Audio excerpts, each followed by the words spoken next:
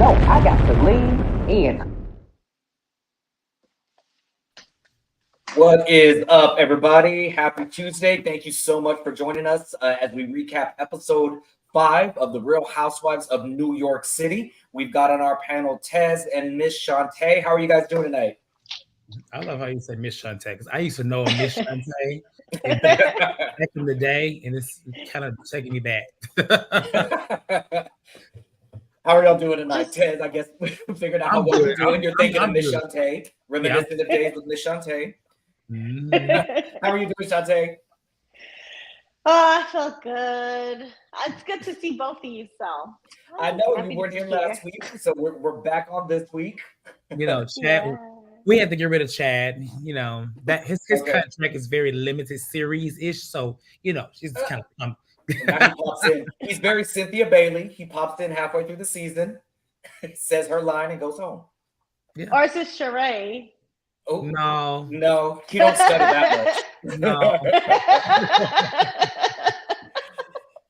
All right, well, thank you so much for everybody that is tuning in live tonight. Off the top, if you have not subscribed, please do so. Also, like this video. This channel has seen tremendous growth over the last year or so, and this particular recap has seen a lot of our regulars coming in and viewing us. We've seen a lot of new viewers coming in, so please like, subscribe, and share this video, share this channel. We were just talking before we jumped on. Things are about to get crazy. We've got Beverly Hills coming up, Potomac coming up. What else? Salt Lake City getting ready to start. So fall and winter are about to be hectic. So get in so that way you don't miss a single episode that we've got. All right, so let's jump right in on it. We kick back off at Friendsgiving, and Brynn is kind of giving a little bit of background or finishing up the background story of how her grandmother adopted her. She's still very emotional. The ladies are still all rallying around her, showing a lot of empathy. And Shantae, you know, you had mentioned that you were a big fan of Brynn, but you had kind of wanted her to peel back a little onions because there was something a little bit like superficial about her. I kind of wish you would have been on the panel last week so that way we could have got some thoughts. So before we kind of move past this Friendsgiving and move forward, what are your thoughts on Brynn kind of opening up about this? She did mention her father kind of relinquished parental rights. They reconnected later in life as he was dying of cirrhosis of the liver. He mentioned that he did apologize and he lived every day with regrets and saw himself with a monster. So she peeled back some layers. What do you think? Oh yeah, there wasn't a dry eye in the whole Friendsgiving, and it made me emotional as well because no child should go through any of that, you know. So my heart really, really went out to Brynn, and I'm really glad that they talked about also forgiveness because she got a chance to reconcile with her father. And even though that level of trauma is just something that she's probably still processing, just the fact that she could be there for him, you know, as kind of like a bedside family member to help him transition, knowing that, you know, that relationship was somewhat on the path to being repaired, was really touching and powerful. So yeah, shout out to Brynn. We talked last week that she had made it very clear that she didn't have a great relationship with anybody in her family. So it was interesting that she said her and her biological father had reconciled towards the end of her life and they had some semblance of a relationship. And I'm almost wondering what happened with the birth mother and her other birth siblings that has kind of put like a wall or something, or do they talk? Do they have any kind of relationship, or was it just her father that she was able to have that reconciliation? So hopefully we'll see as we progress a little further. Tez, did you want to add anything on the tail end of Brynn giving us a little bit of background? All right. So Jessel mentions at the Friendsgiving, hey, I'm having this charity event. Her friend is a bag designer, and to kind of help launch her friend into this new endeavor, she wanted to host a party, and 100% of the proceeds are going to go to a charity, that helps build schools in India, which I thought was actually really, really cool that she's doing this. You know, we've seen charity events happen in other places. It's been a very long time since New York has done any kind of charity, unless it's Bethany just, plugging her own self and her own brand in an attempt to write a check to something. So this was interesting. This was fun. All the ladies say they're in. Jenna mentions that she's busy. She can't quite remember what she has, but she's going to check her calendar and get back in. Sai, as the scene is ending, Sai, we had mentioned last week that Sai complains a lot, but it's Brynn that keeps getting the brunt end of this. But Sai makes a little dig and says, I'm so glad that y'all, enjoyed this Friendsgiving. My first priority was to make sure we had good food at our house so none of y'all could talk shit about me. Mm-hmm. She got up posting Aaron again, and Aaron is just like, my God, like, how much longer do we have? Sai really is taking every opportunity she can to, like, get a dig in on Aaron. And it seems she's poking her more than anybody else to try to see what kind of reaction she's going to get. Erin, at this point, kind of pivots away from the feel-good stuff, and she says, all right, we're bringing it to the table. She tells Sai what Jessel said about being cackling hags, and she kind of confronts Jessel. Well, why did you say that? What's going on? And Jessel has now won me over as a fan. She kind of stands firm in it and is like, I don't understand what the problem is. Yeah, I said it. What's going on? Why are you upset? I don't get it. And Erin is just like a dog with a bone. She will not let it go. Well, it was rude. It was, how could you say this about us? And she's like, I don't know what to tell you. I'm from Britain. We say like 10 times worse things about people. It's like, I don't understand what this thing is. So Erin really seems to be the one that has a problem with it. She's kind of trying to get Sai on her side. Jenna, in an attempt to make peacemaker, is like, I don't understand what the issue is. She called me a cackling hen. It wouldn't make that big of a deal. Brynn just kind of tells her, well, maybe you should apologize, take a little bit of ownership, and let's move on. And Jessel is just, what am I apologizing for? I'm not changing what I said. I said it, and y'all can take it however you want it. And I really love that Jessel didn't move. She didn't offer any fake apologies. She's just like, I don't get why everybody is mad. I know that whenever we were back at the vacation house, that was a point of contention. For me, it was like, well, she lacks self-awareness. I am now on episode 5, and I think that Jessel's lack of self-awareness is quite possibly one of the greatest things I've seen on television, particularly in New York in quite some seasons. Ted, what did you think about Jessel burying her heels and refusing to apologize for the cackling hag stuff? So last week, you remember I talked about this, and I was like, I appreciate that quality about her for TV. I didn't like that she kind of would play victim, but honestly, when she played victim, maybe it's to her husband, but when she was confronted, like you said, she kind of stood in it. And so, I can now see that, okay, she may go back to, hubby and be like, they did this, but to them, she kind of, I would say she impressed me a lot this episode. Not in this scene. We'll talk about the later scene, which I feel like she kind of won me over too. But I feel like you said, Sai to me does a lot worse things than Jessel, and she's able to get away with it. And Erin allows it. And I think Erin just kind of wanted to get the heat off of her because I think she knows and feels that, she's always sometimes the butt of a joke. So she had to find a way. Because honestly, the whole hag thing, sure, but it was not that deep. I don't think it was that. I mean, come on, like, I'm not from over there where she's from, but I've heard worse things. Like there could be I could say 5 things that can get us canceled right now. That could definitely be way that we said on this channel. On this channel, that could be way worse than what Jessel said about being old Catholic, old hags. Now she did try to clean it up a little bit and say like, yeah, that's what it's like what we're doing right now. And I'm like, well, Jessel, that's not really what you meant by it, but nice little cleaning of it. Nice try. To sum it up, I just feel like they need to get off Jessel because there are other women in the group that are doing the same thing.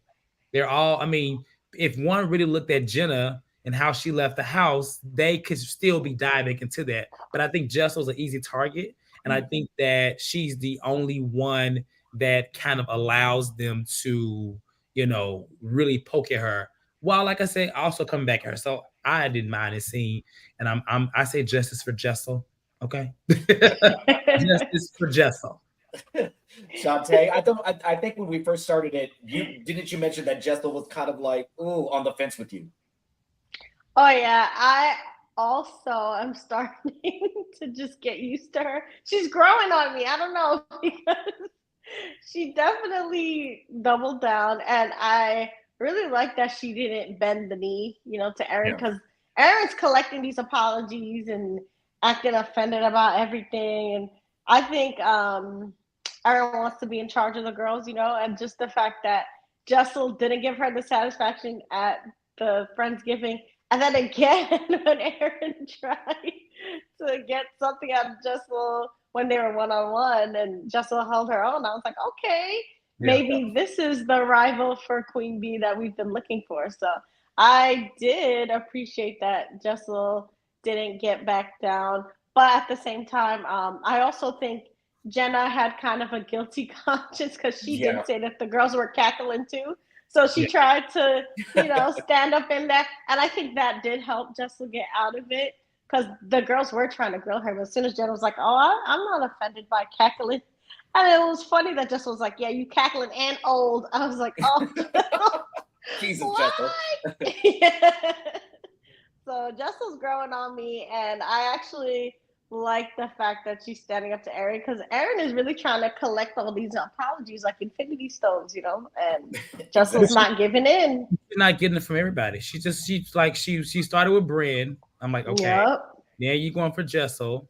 You're like you're missing. Oh, I mean, you went for Jenna, so you're going for the people who you feel like you can kind of one up. Because clearly, I mean, we know that she gets into it with Uba at some point. Yeah. And we see that Uba, kind of handles her. So not the Erin one. To be like, I agree with the whole wannabe Queen Bee type thing or whatever, but she doesn't have it for me. She is easily pissed off and upset. She's bothered about a lot of things, and she wears it like right here. Yeah.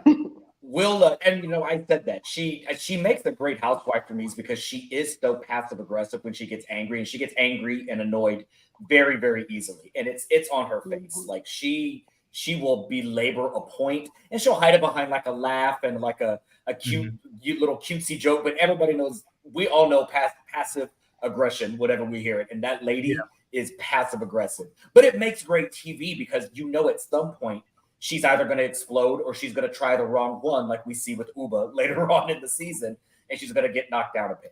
But I think Jessel, there's something endearing about Jessel. It's her lack of self-awareness, but I think somebody mentioned this in the comments, or maybe Chad said it. Nothing that she has said has felt like it's come from a place of malice. Like, she's not purposely trying to hurt people. She just does not think about how things come out of her mouth and how people receive them, which can be annoying. I get it, but I don't think she's purposely trying to piss people off. We'll see how I think plays out. This Jessel can exist for this season, maybe a little bit of next season. Then after a while, I'll be annoyed.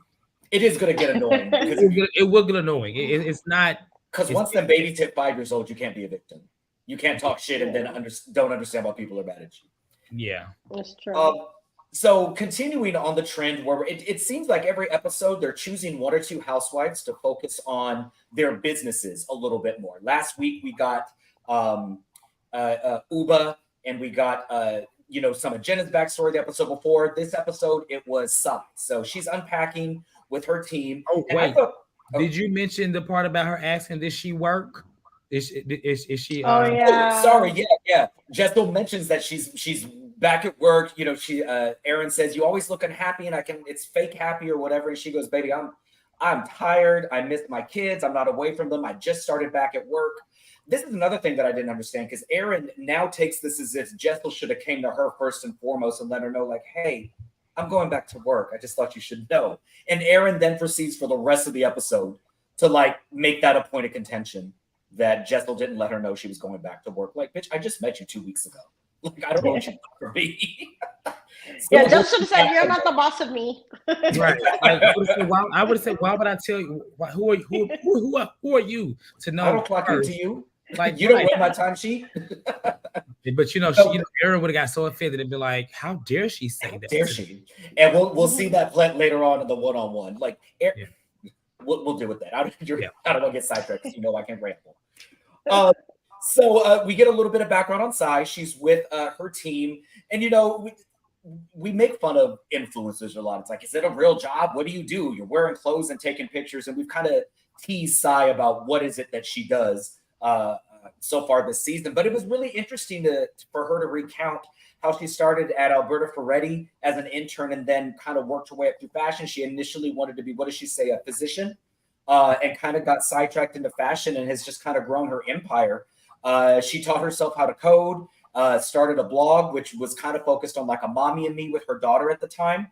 And then after BuzzFeed picked up on it and wrote an article about her, it just kind of exploded. So I thought this was some much needed insight into Sai and exactly what it is she does. And what I thought was really, really interesting was she made it a point to say, like, you know, I have a business. I employ people. I run payroll.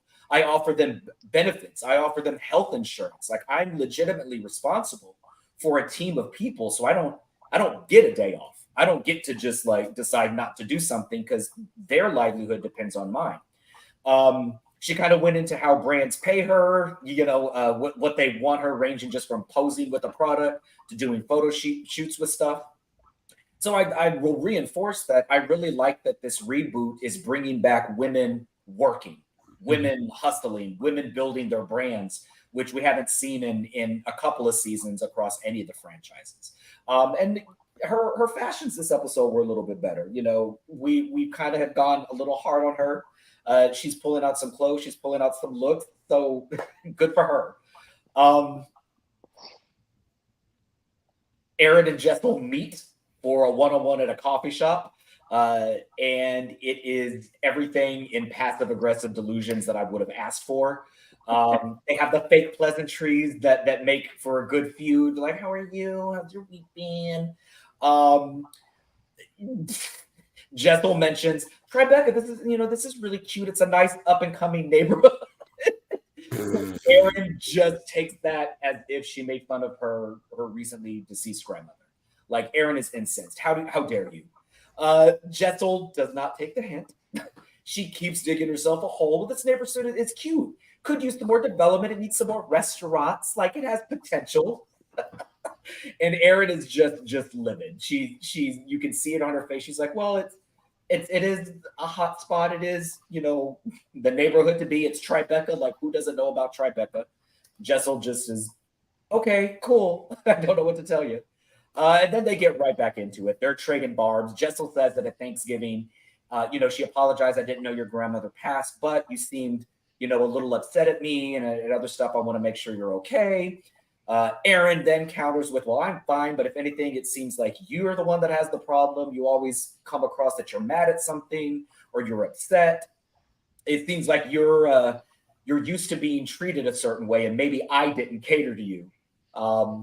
Jessel takes offense. She wants to know, are you talking about, do you think I'm a princess? And it's just back and forth like little nice nasties. Jessel really pisses off Aaron when she says, I work. I really just want us to get back. I try to uplift other women. I try to embrace women that are working. And Aaron just loses it. Are you saying I don't embrace women? You better watch what you're saying. I try to support women. And it reminded me a lot, for those of you who watch New York, Bethany and Ramona fighting, and Ramona tells her, you don't support women. You don't have any friends. You have Dennis, but you're probably run him off too. It gave me that old school fight. So it's a back and forth. And I honestly don't understand why Aaron is so mad at this point. She brings up, I didn't know you were working. You didn't tell me that you weren't working. And Jessel's like, oh, I am? Okay, I've been working. So yeah, they go back and forth. Jessel says she's never really been called a princess in her life. She's offended. She's never been told that it comes off that she likes to be catered to. And she says this, which kind of got me. She says, I'm an immigrant that came to this country with nothing, and I worked my way to the top. And I'm like, not exactly an immigrant in like the immigrant sense. Like, you went to one of the most prestigious universities in the UK. Like, I think it was what, King's College? Like, that's a heavily expensive university. So like, yeah, you may have immigrated here, but something about the use of that word just kind of like, let's not paint a picture that didn't happen. But anyway, Erin's frustrated. She feels like Jessel isn't taking responsibility for anything. So they leave it at that. Neither one of them heard the other. And Erin makes one final dig of, well, we got to go. You got to get to work, apparently. And Jessel says, I do. I need to take off my makeup. And they both go their separate ways, not seeing eye to eye and probably more annoyed with the other than before. Shantae, what did you think of the scene? Oh, this scene was so telling. I, again, felt for Jessel more in this scene, even though I gave her such a hard time before, because Erin was totally right that Tribeca comment really shows that Jessel is not as in the know, as she claims to be. I see what you so, yeah, Jenna was right when Jenna said that Jessel's trying too hard. At first, I didn't understand that comment. I was like, she don't look like she's trying at all with all the insults that she's, dishing out. But actually, I saw here, like, Jessel, she's definitely an outsider trying to act like she knows more about New York and trying to act like this, New York housewife that they casted her to be. But she really doesn't know what she's talking about, especially when it comes to Tribeca. Like, Tribeca is a very prestigious neighborhood, and like even my elite, private school, we had our prom there, Tribeca rooftop. Beyonce lived there, Gwyneth Paltrow, Meryl Streep. Like, it's so odd for Jessel to say that it was up and coming. So Erin had a point, but once she realized that Jessel doesn't really know what she's talking about, it's kind of like she went in for the kill to expose her, kind of like as this imposter, and saying things like, oh, I didn't know you was back at work, I guess you have to go to work now. So Erin is trying to cut Jessel down to size on a sneaky kind of level, kind of like how girls bully each other. Kind of reminds me of high school a little bit. And she's trying to get Jessel to bend the knee and apologize to her.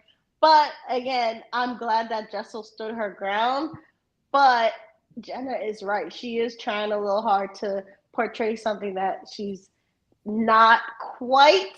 I think she is successful in the fashion world because you saw her party, which was talking about she had heavy hitters. But if you go to her Instagram for the know, it has one post and only like 90 something followers, so it seems like it was a rushed kind of project that maybe she started because she got hired for the New York Housewives, So again, I think Erin's trying to expose her because there are cracks in Jessel's armor, but Jessel doesn't deserve all of that Erin is giving. Erin was doing a little too much to me. What do you guys think? Agree. I'll say that Jessel ate Erin up. It was the one comment towards the end when she was just like, I think she was like, I don't do fake friends. I don't do fake something. And she was like, he said, we'll toast to that. And I said, ooh.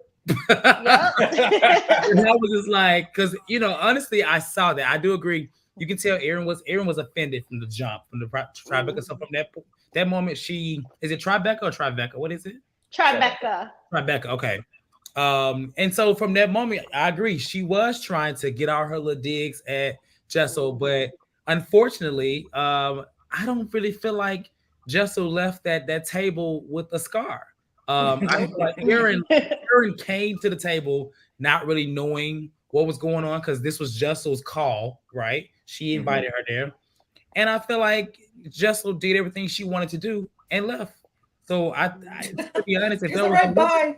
Yeah, it was very much so like, okay, I said to say goodbye. And Erin, she was doing good. She was doing a good job of trying, but I just feel like Jessel held her wrong. But Jessel, I could see where it seemed like she may be trying a little hard, but in this current sense of where they are, I'm okay. She's not. If she's trying hard, and that's what it comes to be, it doesn't look that apparent to me. Like it's kind of hidden behind maybe her personality, where she's from a little bit. So I don't really get that as much. And if she is, then she's doing a good job of kind of masking it because it's not so in your face, in my opinion. There have been other housewives who have absolutely come on and have given try-hard energy infinitely more than Jessel has. And that's what I'm saying. If she's trying, I'll take that because it's not in my face. Like If anything, they said Brynn was trying too hard. So if And I we believe think that. that Jessel is trying too hard, what the hell is Brynn doing? I think if anything, for the thing that Jessel is trying, I think that Jessel, she comes from a family. I mean, she mentioned they were very strict. They were very traditional. You don't go to King's College, one of the top 10 most prestigious universities in the UK, and not have some sort of bar that you have set for yourself. Yeah. I think that her trying to enter the workforce, as any woman who has had children, after coming off of kids and maternity leave and trying to get back in, you may feel a little lost. It's like, where do I fit in? I feel like I've lost time. I'm trying to play catch up. So I can only imagine her trying to restart her career, being now cast on a show with other women who have already, like, I mean, hell, you're in a room with Jenna Lyons, like, who is in fashion. Like, that's got to be a little daunting. And so I think if anything, she's trying to portray maybe she's a little further ahead than what she is. I mean, we've kind of seen she's not the best at being open or being vulnerable. So I think that she maybe in that sense tried a little hard just to come off as, I've got my shit together. I almost would have much rather her come with a story of like, I'm a brand new mom trying to enter this workforce. I'm trying to get this business off the ground, and it's hard. Like, I'm new to the city. I'm trying to establish myself, and I don't know what I'm doing. That would have almost came off a little bit better. But regardless, I think she's funny. I'm loving her, and I think she ate Aaron all the way up. Aaron was not expecting her. She came in there and said, right back. Wow, the ghetto. She said Tribeca. Oh my is God. the ghetto, and I don't know what am We have to bring our own drinks in here. That's basically what she said. And Aaron called it, and Aaron was on guard from that moment. Aaron was mad. How dare you? She said, let's go to a real neighborhood, honey. Let's go to a real restaurant. Let's go get you a home. Son said, what is Brynn's profession? I don't think she works. I don't think we've gotten to that part yet. Well, I mean, research looks like she may not be, this may be her employment from what I'm seeing. But I don't know. She's an Ashley Darby. Well, she don't have a Michael Darby. She's single. That's true. Thank God. Who wants a Michael Darby? It's just Brynn. It's just Brynn. Okay, so moving on. We are at Jenna's. This is the first time that I'm getting seasons because we said that they've all been bundled up, and Jenna's getting her Christmas tree together and Thanksgiving. So now I get it. Like everybody's in sweaters and jackets and stuff. So cool. It's late last year. But Jenna's getting her apartment together for Christmas. She explains that she really loves Christmas. It's the first time we're seeing her child, her son. I don't know why I pictured a little boy. Like I pictured a little like 5-year-old or something. This is 15, 16 years old. I'm like, oh, a whole grown-ass kid. Okay. And her 2 godchildren. I don't know. I just really like every scene with Jenna. She's going over, decorating. She's having to split time with the boy's father over the holidays. So she's wanting to make as much time and as many memories as possible. So that's why she had to skip Jessel's event, which I like. I like that as big of a heavy hitter in the fashion world as Jenna is, she's very open of like, I'm sorry, I'm not going to go to this because I'm going to spend time with my kid. Like, it is what it is. So I thought this scene was really cool. So now Brynn, Sai, and Aaron are also meeting right before the party. I really like Sai's outfit, this little like black turtleneck with the oversized coat and her braids and everything. I thought she looked fantastic. Brynn kind of confides that now that she's an adult, all of the things she wanted to do when she was a child, horseback riding, ballet lessons, dance lessons, chess, she's doing it because she has the means to, which I think is great. This week she's learning chess and she's not that great. Brynn said that Jessel called her as soon as the conversation was done with Aaron to give her version of the story. Aaron in a confessional said that the 2 of them had very different conversations, which viewers can see. Neither one of them left that table knowing what the other person came here to say. So Aaron shows up and she's recounting the story. It says that she brought Jessel to tears. And I'm like, I was wondering, like, did I miss that? Who said that? Did I fast forward? So I had to rewind. I was like, Jessel, what type of Jessel just stared at you. Jessel stared at you blank faced. So automatically I'm like, okay, Aaron, you're trying to make it seem like you got her because I feel like Jessel really gagged you a little bit. You weren't expecting that. Correct. Brynn got on my nerves because I feel like she's playing both sides of the fence, and she really is wearing Jessel low. Like, she's taking this opportunity that Jessel is unaware and she's really annoying and she plays the victim and she doesn't take accountability. And I'm like, but you were just kikiing with her on the phone about this. So I can only imagine what you said to Jessel about that conversation. I'm pretty sure you were saying some of the same shit about Aaron. So they all kind of agree that, like, yeah, Jessel's sweet. We like her, but she doesn't take accountability for anything that she says or does. Sai brings up a point of, like, at some point, you either take accountability for what you say and you do, or I'm just going to have to leave this friendship where it's at. What did you think about Brynn kind of, again, instigating the whole conversation and using it as an opportunity to talk shit about Jessel? Shantae. Well, you're totally right that she's playing both sides, because you see in the previews that she's going to be talking smack with Jessel about Aaron, saying, well, I guess she's the common denominator, so Brynn is just trying to live. She just want to have fun. I like that she's kind of doing this Peter Pan kind of thing where she's like reliving her childhood and doing all the lessons. Is really nice. But about Jenna though, was the scene with her in the closet before that or after, where she was like cleaning out the closet with that lady? Just a second. I don't remember. You're talking about where she was like looking at her clothes and like she was looking at her clothes. Yeah, it was before that. I'm sorry. Oh, okay. But nothing really came out of this. Bring up the scene. Yeah, I just thought it was cute. Like, we've seen Housewives donate to charity before. Yeah. And all their shit is horrid. Like, it is ugly. It sounds like she had her own little archive. Yeah, and it's legitimate pieces because, as a J. Crew heavy hitter, like, man, you've accumulated pieces. My thing was when she brought it up, she's like, "Oh, I wore that to Solange's wedding. I wore that to I wore that to Beyonce's." I was like, "Ooh!" None of these other housewives could say that. It reminded me, like, she had a whole storage unit, and then it flashed back to Lisa Rinna in her dirty ass rat-infested garage with her little 1990s vintage Vera Wang dress, and it's the one thing she's like, "I'm gonna give this to Amelia." I was like, she don't want that mothball smelling dress. It's been out in the heat. Get an AC controlled unit, Lisa Rinna. But I thought Jenna's taste, like, I love anything Jenna does. I love it. I agree with you. And I think it was a good contrast seeing Jenna just be a boss, and just humble bragging like, "Oh, I wore this with Michelle Obama, and I wore this, when I was at Parsons. It's my final project, and Anna Wintour told me this casually." She's just flexing her fashion muscles, and she's showing that she has the I and the T.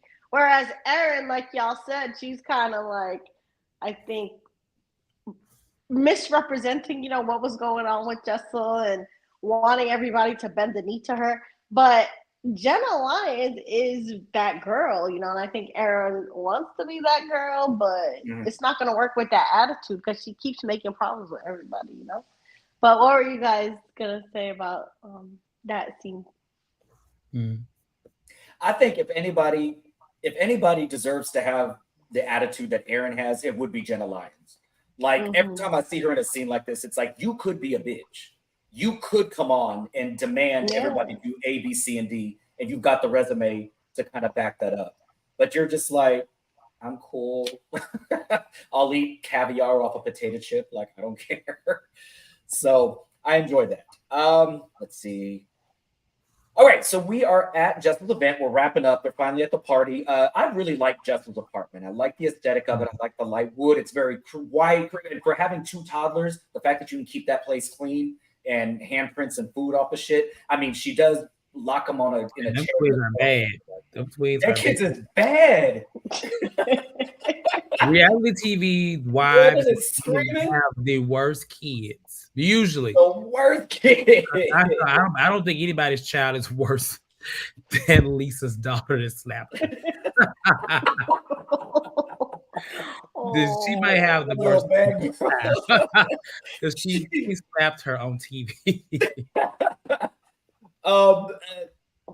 So we're at the event. Earlier, we saw them do some like Christmas cards. They have a really beautiful family. Those little boys are so cute, but they are bad as hell, just screaming. But we're at the event. Her husband has a carrot in champagne because he's trying to be healthy. Okay, that's cute, but she takes this opportunity to berate him in front of cameras and let him know how annoying he is to her. And I'm like, my God, lady, like you are so wound so tight. So as people start arriving, Shantae, you mentioned this. Jessel actually has connections. She's got these heavy hitters of these people that are editors in big fashion magazines and fashion blogs and CEOs of fashion companies and things, and they're showing up to her. So I was actually a little impressed that, like, oh, like if you wanted to, like you have these connections to build your brand. Like, let's see that. Let's see your life in there. Sai shows up. And she immediately starts talking to her about the combo with Aaron and is messy right off the bat, saying, Aaron said that she called you a princess and you started crying. And I'm like, that's, oh my God, Sai. Jessel again was like, that actually didn't happen. It was fine. But then Sai takes this opportunity to kind of tell her, you do come off as a princess. It could be the way that you talk. It could be that you're from old money, but you give the impression that you are entitled. To which Jessel in her confession says they're making assumptions off of of who I am based on how I sound. Isn't that illegal in America? And I'm like, no, baby. No, it's not. Not even close. But the ladies are arriving and everything seems to be good. They immediately, Brynn starts in making fun of the conversation that they had, making fun of Jessel.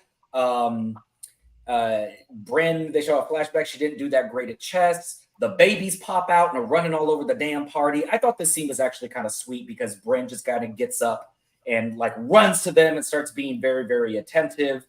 So it was kind of cute to see her interact there. I actually, side note, if Brynn ever decides to have children or gets the opportunity, I actually think she would be a fucking fantastic mother, given her background. It kind of gives me Kenya. You see how Kenya is with Brooklyn and how she's this great mother. I think that like that would be a great look on Brynn.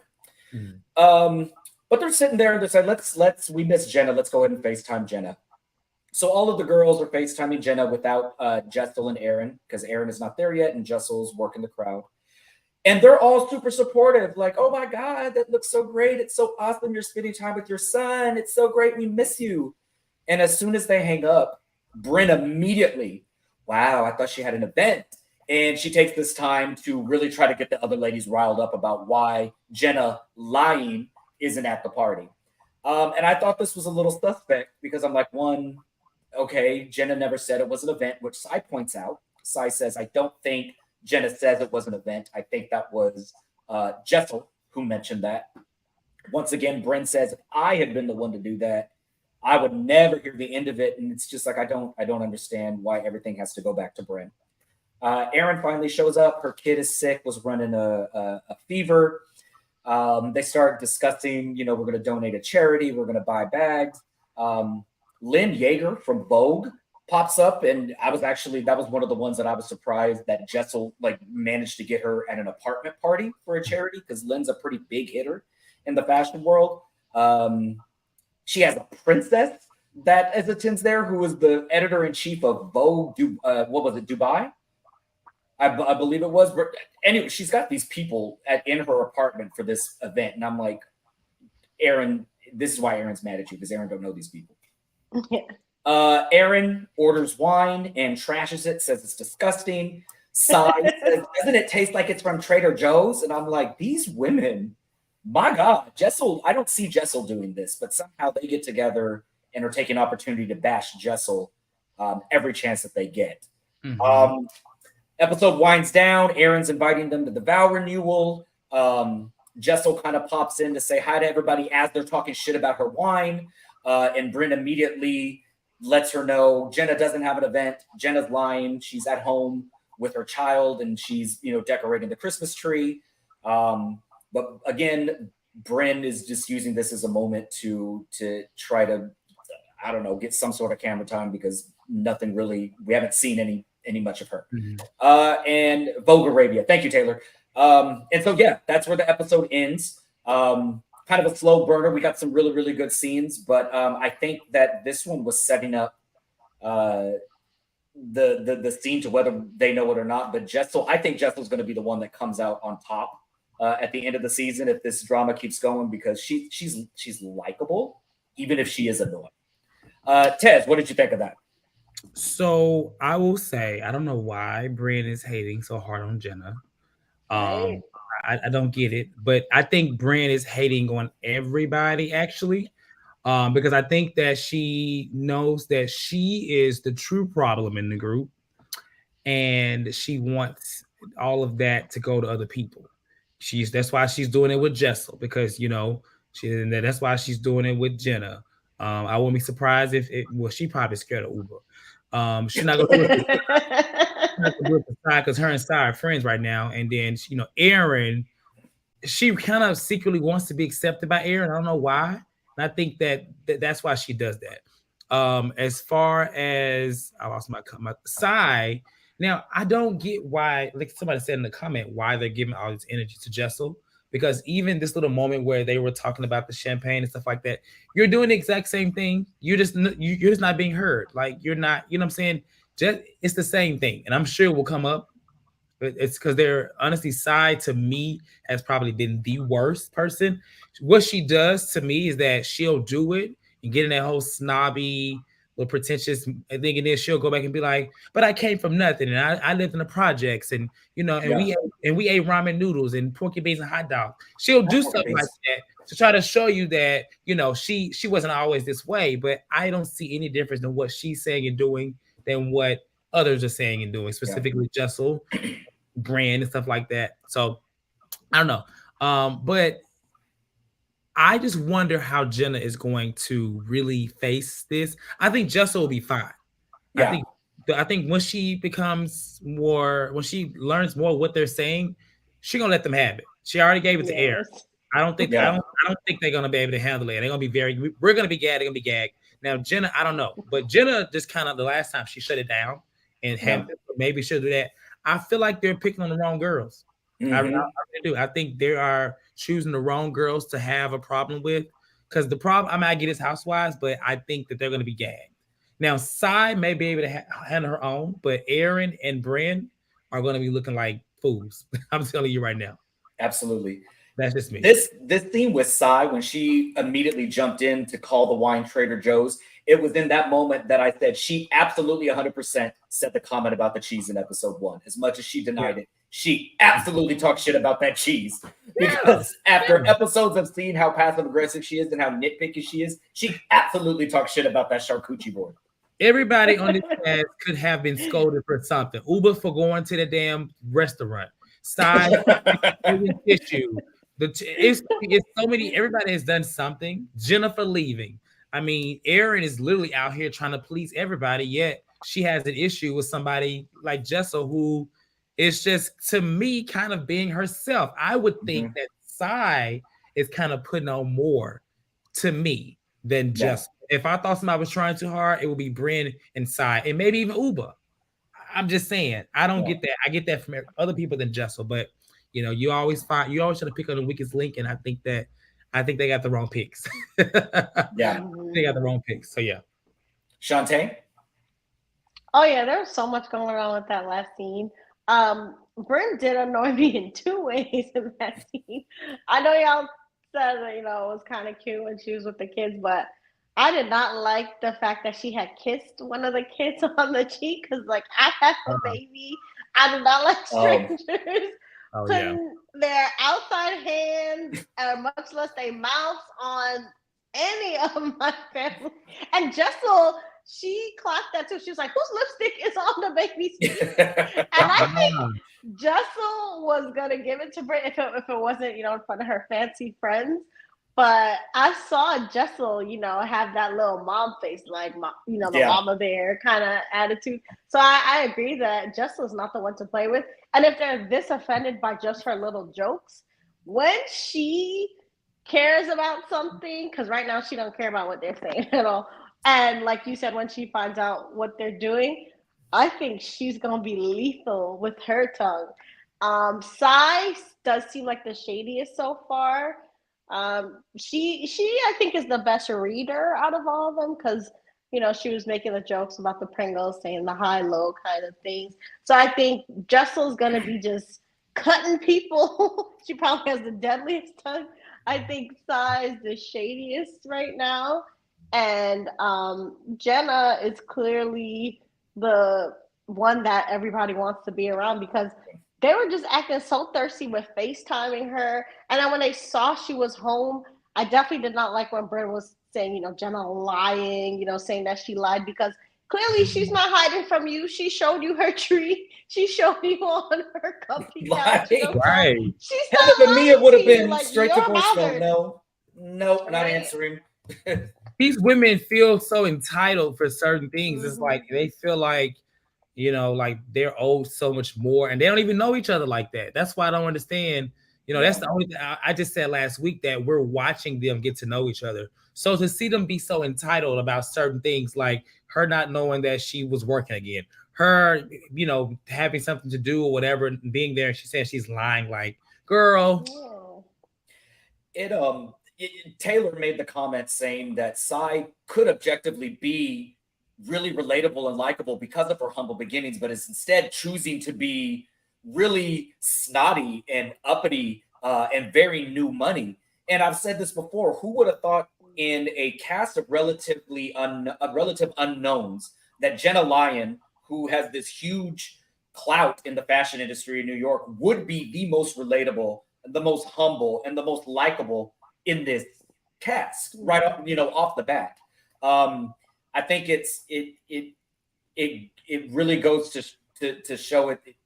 I'm interested in see how they navigate. But you can tell who is new to a little bit of celebrity and a little bit of the social scene just from how they're interacting. Jenna, none of this shit cares. Once I meet the Obamas and I'm at Solange's wedding, like, girl, I do not care what you have going on. Like, what you are doing cannot bother me. Like, I'm good on it. All right. Well, we're getting ready to open up the lines. Before I do that, I just want to say hi to a couple of our viewers again. We've got Taylor here. We've got Kai, Jasmine. Hey, Jasmine. We've got Sean S., who has been here every single week since we started. We've got Chase, MJ, Terrence. Hey, Terrence. Sierra Content. Thank all of you guys for joining. If you have not already, please like and subscribe to this, share this video. The phone lines are now open for you guys to call in. And Dream was here. And Dream, yes. Yeah. We're seeing a lot of the same names that are popping up on this, which we love. We love that you guys are watching this show with us. We love that you guys are enjoying it with us. For the most part, the comments all seem to be kind of synonymous and all in agreement with what we're seeing, which for those of you who have been a part of the lead for any amount of time, that does not happen. There are times when the comments are a raggedy mess. So like last season for New Jersey, Potomac, my God. So thank you guys for joining. Okay, we got 2 callers in the queue, so I'm gonna let the person know. So yeah, let's bring in the first one. Okay, what's going on? Hey, guy. Hey, nice to meet you. I don't think I've ever called in with you. Congratulations for being here. Hello. Okay. Hi. Okay. Jessel. I am down with Jessel. I like dry sarcasm, but I'm not going to be down with Jessel if she's going to start crying poor immigrant girl. I'm not going to be here for that. No. And I do think, to me, I can see if you're the kind of New Yorker Erin is, I can see then why Jessel will irritate you, because you're the one who came on the show saying, why would I be in London? New York is so much better. And then you come to the table and tell me Tribeca's up and coming. And everyone was lighting her ass up on Twitter for that. So to me, I think she's doing a different try hard that we haven't seen that I am okay with for right now. But and from her profession, it seems that she was a part of a prominent PR firm. The head people split off to another PR firm. She moved with them, kept those connections, and it seems that they were living in Texas. She got New York because they were supposed to be rebooting Dallas, and all of a sudden, the no PR happened. So she does have the connections, but she gives very much so third-tier fashion girl, because for me, she's giving Sai. Sai says she's influency, but I haven't seen the fashions for Sai. I know that people says the social media is popping, but on this show right here, right now, it's not happening. Yeah, It we is said not. that. We said that last week. I was like, I don't. Where This is it? episode Where was is the it? first time that Where she is the looked good. fashion? Where's the innovation? I don't see it. So she's Jessel and her giving me that rumor. So we're fashion girls, but really, you're just posting on Instagram. And Cypher's been able to get business out of it, thank the Lord. But Jessel, I don't know how she's going to do on her own. Erin, it's interesting.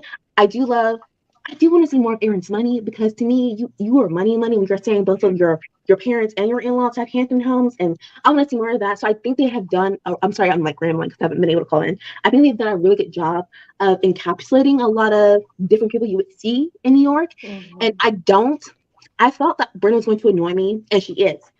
Story, wonderful, totally get it, but she is going to annoy me, especially if she's going to keep having this hang up about Jenna.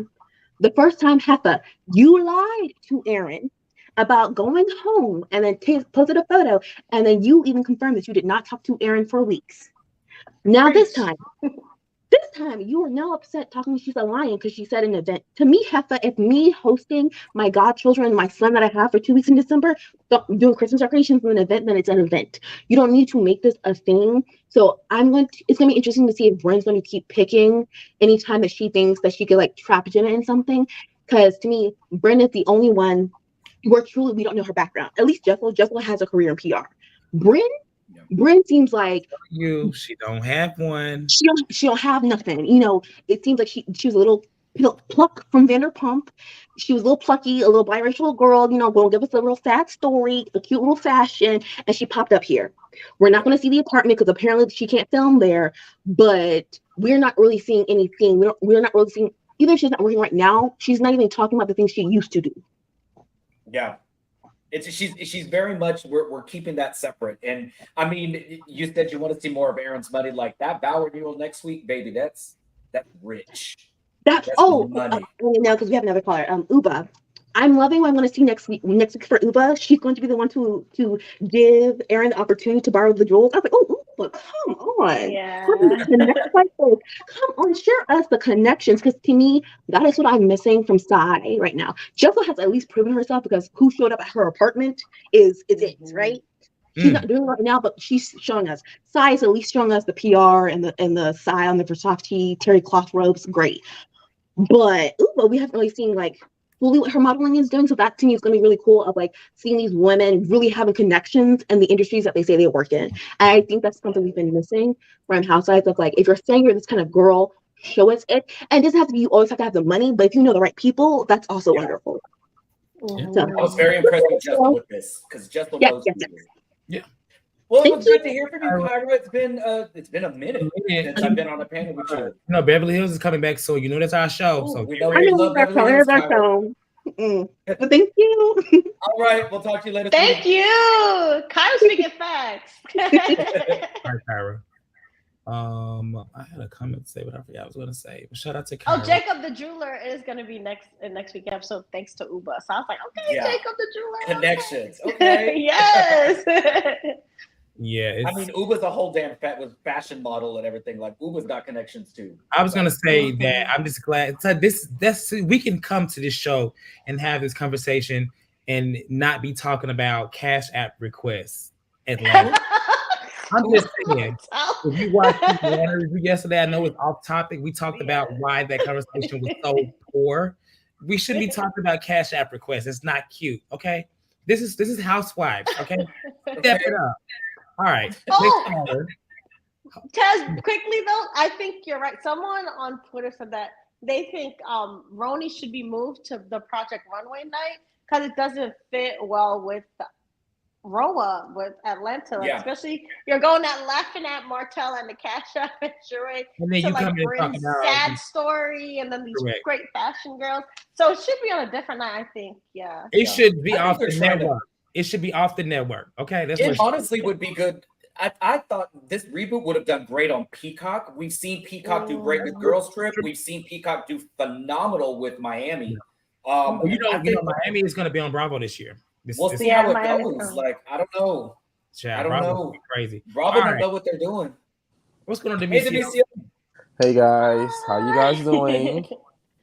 Good to hear from you.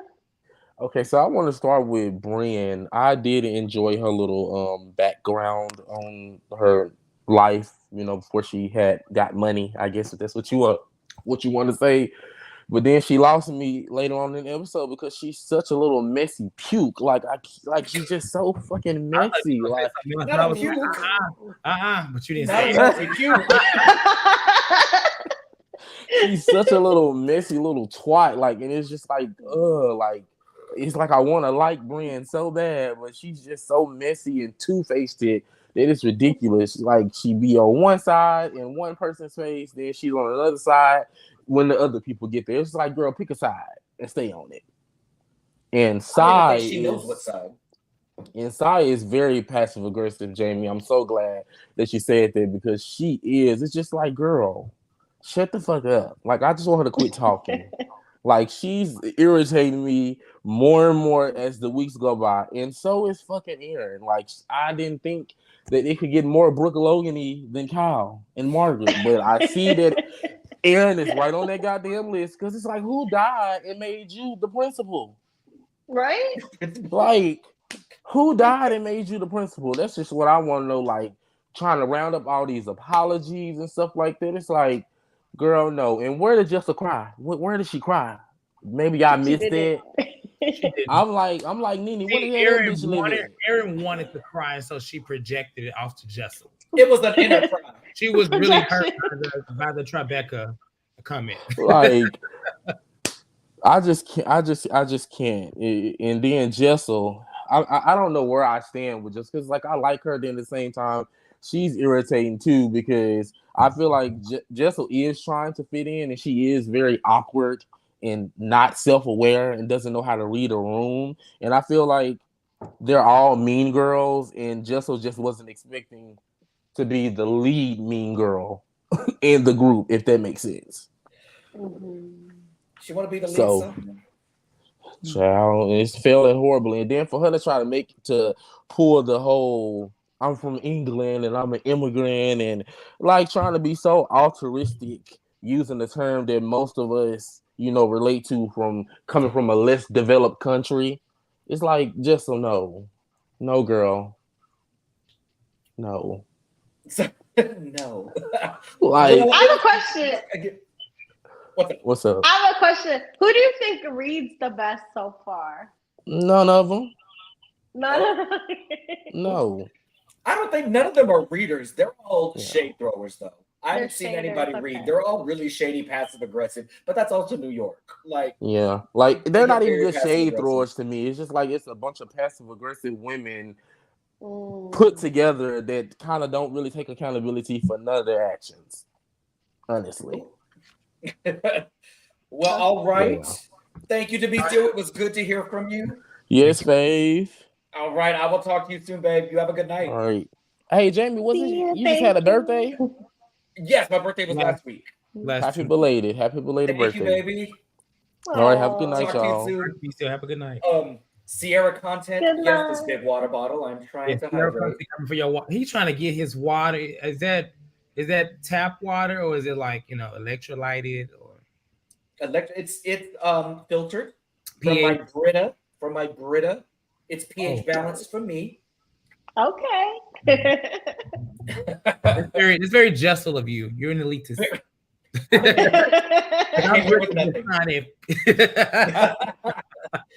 All right. Well, if we don't, do we have any other callers? Okay, come on, name brand. All right. Well, that wraps up tonight. Thank you, everybody, for joining us.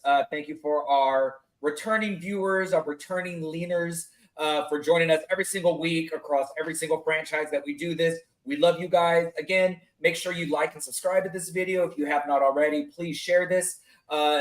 Stay tuned. Follow our page because, as we mentioned earlier, so many things are coming on. We're not sure if dates are going to be the same, nights are going to be the same, but Bravo tries to switch it up, move some stuff around. So make sure you check us out first. Put on those notifications so that way, anytime we go live, our luncheon leans that Mr. Chase hosts are constantly bringing you Mr. Chase. You don't want to miss a single update.